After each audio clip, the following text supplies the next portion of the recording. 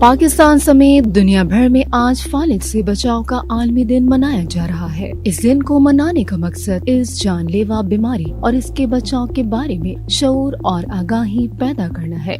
दिमाग में खून और ऑक्सीजन की फराहमी इंतहाई अहम शरियानों की मदद से मुमकिन होती है। माहिरीन के मुताबिक जब दिमाग का खून की फराहमी मुतासिर या तातुल का शिकार हो जाए तो इंसान फालिज का शिकार हो जाता है। फालिज एक ऐसा मर्ज है जो दिमाग में खून के शरियानों के बंद होने या इनके फटने से होता है। जब फालिज का अटैक होता है तो दिमाग के मुतासरा हिस्सों में मौजूद खुलियात ऑक्सीजन और खून की फराहमी बंद होने की वजह से मरना शुरू हो जाते हैं। इसके नतीजे में जिस्म की कमजोरी और बोलने देखने में दुश्वारी समेत और बहुत सी अलामात जाहिर होती है। इससे जिस्म का पूरा या आधा कुछ हिस्सा हमेशा के लिए मफलूज हो सकता है। आलमी स्ट्रोक ऑर्गेनाइजेशन का कहना है कि हम में से हर 4 में से एक शख्स को उम्र बढ़ने के साथ फालिज लाहक होने का खतरा होता है। एक रिपोर्ट के मुताबिक फालिज दुनिया भर में अमवात की तीसरी बड़ी और तवील मुद्दती मासूरी की सबसे बड़ी वजह है। डॉक्टर्स का कहना है कि अगर किसी शख्स को फालिज का अटैक हो और इसके 3 घंटे के अंदर इसे तिब्बी इमदाद फराहम कर दी जाए